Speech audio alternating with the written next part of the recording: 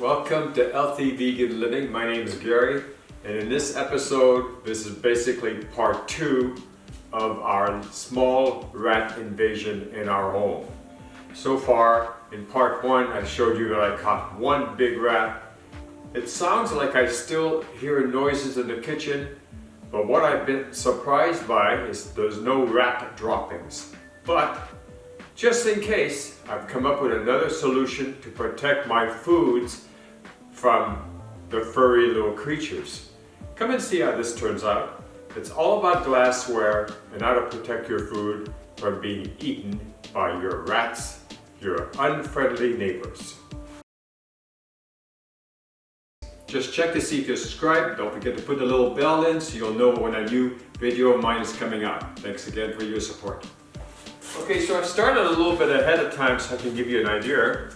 This over here is dog treats. I put them in a large container.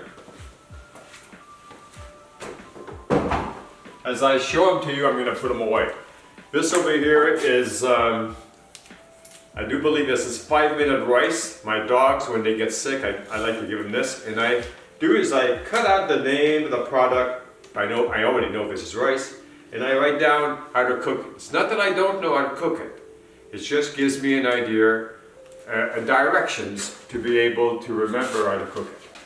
Now rats love dog food. So I purchased this metal container with a locking lid. See, dog food. And it's not that they were going after my dog food or my dog's dog food, but they were going after the cat food which I had accidentally purchased. They nibbled the bottom of the bag, got themselves a nice tasty treat. So I came up with this. This cost only $20. It's galvanized steel, it has locking tips on it, it works. Another idea, this over here is edamame spaghetti. I'm not going to say it's pasta. It's a gluten-free, high-protein spaghetti, but I use it in many of my videos, and I like to keep it on hand. So here it is loose, and here it is sealed packed. Now to truly protect this, I would have to put it in another container like this, and then do this. Now if I was really being invaded by hundreds of rats, or even dozens of rats, I could not use plastic. I would have to use glass. So since I believe I have my inferior little rat, I'm leaving it in plastic, but I'm also paying attention. All right, so over here, this is quinoa, and I listed it so that you can see it, and in the back, there's directions, and even a toasted almond cranberry that this company came up with, which I'm probably going to make a video on soon. Over here is my jasmine rice. I like to have rice, as you can tell. And I found this nice container. This is my normal container for my oatmeal. And way before I even had my furry friends, I always carried my oatmeal this way. I buy it from Sam's Club in bulk, and then I transfer it to glass, and then I transfer it to this easy container for me to handle. All right, so I'm just going to show you some of these and how I do it, just so that you have a little bit of understanding. But the most important thing is, when you're talking about rats, all of your herbs are going to be safe because they're in glass containers. They just don't have the thumbs. But anything that's like, for example, in a cardboard box, or little packages like so, those are not going to keep a rat out. They're going to nibble at it. And for example, this is organic vegetable sauce, and they nibble a little hole in the top of my box here. They must not have liked the smell of it. They didn't go any further. But I'll show you something that is a little strange. The other day, the rats decided to have a party. So what they did is they ate all of the paperwork and the foil around my champagne bottle. This is Cook's California Champagne Brut. They didn't open the cap, would have been a real mess if it had, but they did manage to eat all the paper. Rats eat paper. So anything in paper, it's gonna be a rat, because they eat everything they can get their hands on. And unfortunately, it's not like the bottom of my doors are over an inch tall. They can walk right underneath that. A hole this big can fit a huge rat. They just squeeze themselves through it. Now the rat that I picked up on in part 1 was a giant rat. And as you can, I'll make sure you see the picture again. And I'm thrilled, and I haven't heard any weird noises. And just to make sure, we got rid of that couch. That couch is no longer available. We also checked the other couch, and there was no droppings or no smells in it because it was completely sealed. But still, they could easily have bitten through it and gone and hidden in the couch. So, but that's not what happened. Okay, so in this case, I'm going to show you here. This is organic beet sugar. I do a lot of baking, and sometimes my family is gluten-free, and this is a new container that just arrived. And what I do, I open it up all the way, and then make sure that it's pourable. And I'm going to move the camera a little closer. Well, I think you can get the point. We'll bring this down.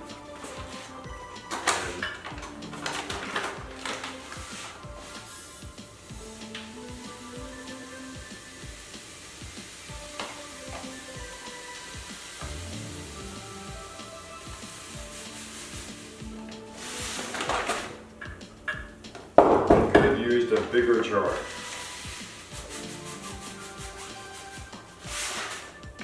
So then we'll put the lid on. This is not the lid. This is not the lid. This is not the lid. Where's the lid?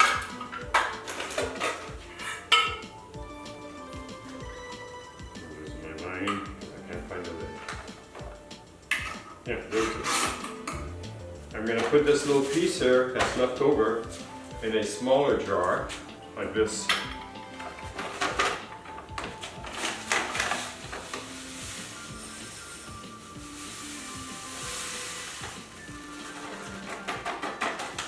And what I do then, find the lid on this first. Okay. Then what I do next is I take tape. First I cut out the organic beet sugar from the bag. In my diet, I don't have to worry about calories, so I don't worry about the calorie count of what I eat. So, something like this, a tag. Then I lay the jar down, and I like to have mine horizontally. Some people like it vertical, but this way. Then I take some tape. In this case, this is packing tape. Take a good piece of it, like this. And then I know exactly. Now I take any other stickers, because those are on these glass jars, they want to remind you that this is glass, and then if you drop this, it will break. You'll lose not only the food it contained, but you'll lose the container. Now the other one, since I don't have a place for it, it says there, talks to you about dairy-free, egg-free, corn-free, whatever. I don't need any of that stuff, but I still need to identify what this is. I can tell it's sugar, but only because, so what I do is I take a piece more tape and a marker, and there's two ways of doing this. You could put it on tape, or you could put it on the top and write down beet sugar. And then you'd know for sure this is beet sugar, and you'd be using this first in your recipes. I'll put that in front. All right, so these are dog treats. I always keep them around and keep them easy. I can't do this anymore, so what we're going to do is use one of our smaller containers. I'm not going to need to have directions on it because I can tell that this is a combination of two different types of dog treats I use for my dogs. We're just going to put the lid on, the right lid, and we're going to put it away. I like to keep my dog treats at the top of my pantry. It's easy for me to find. Now these other things here, let's just click on this one here. This is monk fruit. I think it'll fit, well, these are almost too big. Let's just see if it fits in there, but I can already tell you it's not. Let's see. This is 3 pounds, and this is not 3 pounds. So let's put it in this one here. First we'll pick off the sticker off it, telling you it's glass and to be careful. All right, so this is the same thing. This is from Health Garden. I'm just going to cut the bag right out. This is all natural monk fruit. Okay, so 3 pounds fits very well in here.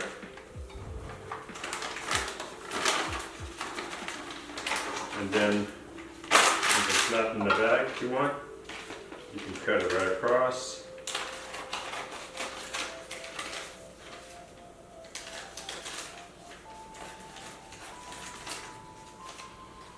These different types of sugars is what I use when I bake, because certain people in my family can't have sugars or can't have beet sugars.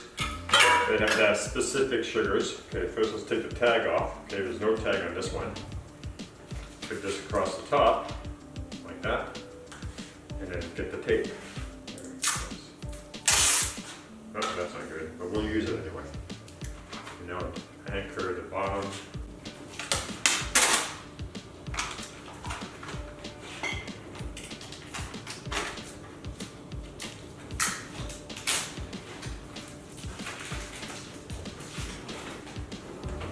Okay, so sometimes on the back of these sugar panels, they have an interesting recipe. And if it's one that I'm thinking of maybe make for myself or the video, I keep it. This time it doesn't. It just tells me it's organic beet sugar. The sugar absorbs moisture, so store in a cold, dry place. So I'm having a little trouble with my camera. What's been happening is that I put in a brand new fresh battery. It looks okay, and zoop, it's gone. So I don't know how far you got in the video, so I'm just gonna do these 2 little jars, kind of give you an idea. Quickly zoom over to the pantry. This is a way I'm protecting my food since I may still have fur little friends in my home. All right, so this is Bob's Red Mill Stone Ground White Rice Flour. Okay. Instead of playing around with the top, I'm simply cutting it out. And I'm putting it in. Now these are not high quality jars. If you're going to do something like this, I used to save the old pasta jars. Those are jars are really nice. And what's really nice about those jars is they have a measuring area on the side of them. Then what I do from here is I cut out the label. I look on the back and see if there's any interesting recipes. But usually I incorporate this with other recipes, so it really doesn't make any difference.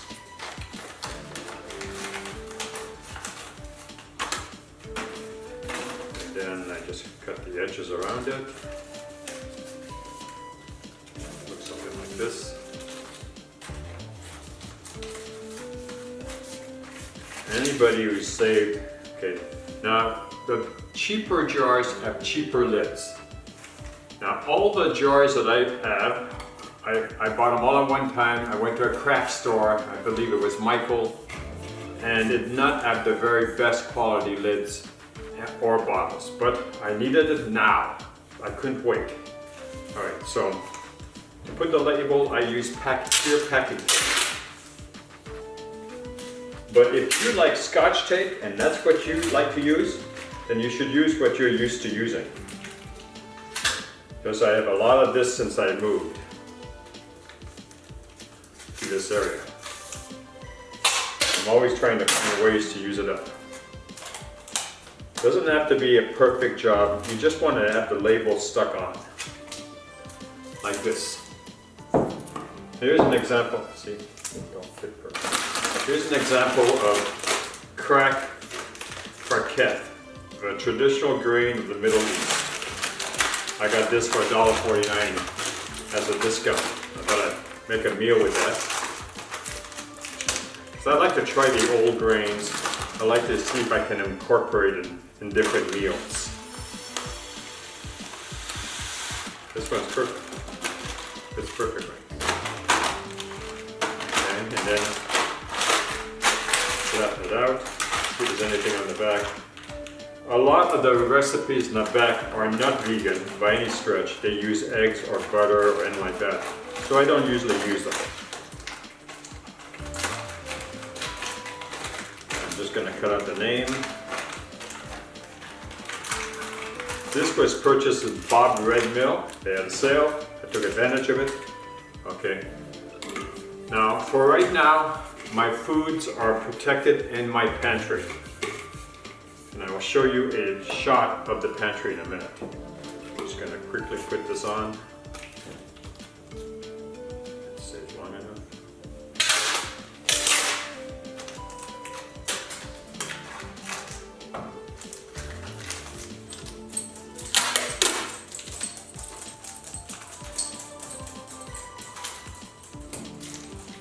Okay, so this is really the conclusion of this video, but let me show you the pantry really quick. All of my spices are in glass containers. See, this is in a cardboard container. So these are fairly safe. Some of the stuff that they did get into, I got rid of. See, in here, these are all my bottled, it's like a split pea soup. I got different types of here I have sugar, here I have my oatmeal, here I have white rice, this the dog treats, flaxseed for in the morning, almond meal. This one didn't get, oh that's right, I'm having that tonight. The sugar, you have to make sure your cacao, because rats or mice love this. So you have to protect yourself. And I had to throw away 2 containers worth. Here's my edamame. So back here I have quinoa. This big container at the back is jasmine. So it gives you an idea. You have to put this on. Anything that's canned, of course, doesn't have to be put in a glass bottle. And I have extras just in case I need them. And down here is my dog food. And that's the canned food for the dogs.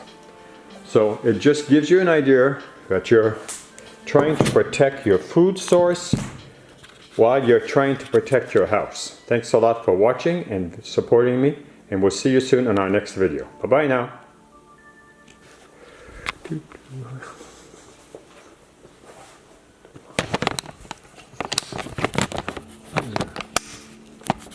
Oh, no.